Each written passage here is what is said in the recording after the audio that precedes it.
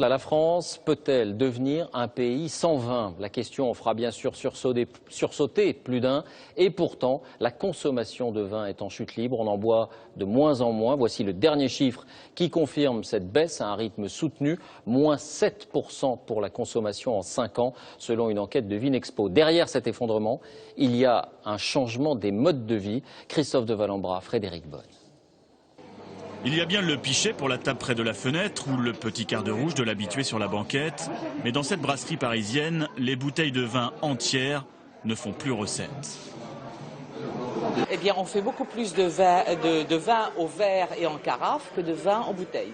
Je pense qu'avec le prix des bouteilles de vin au restaurant et puis aussi avec la répression policière sur la route, eh ben, avant, quand on prenait une bouteille ou une demi-bouteille, maintenant on prend un verre de vin, voilà, tout simplement.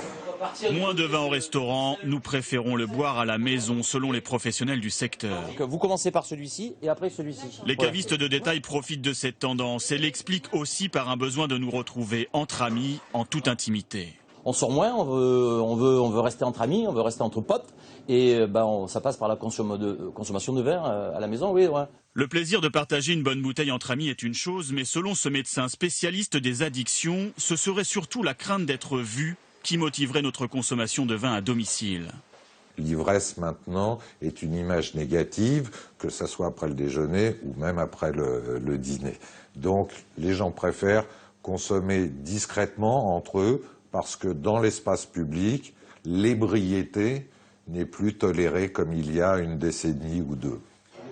Notre consommation évolue et baisse globalement. Mais le vin est aujourd'hui encore la boisson alcoolisée la plus consommée en France.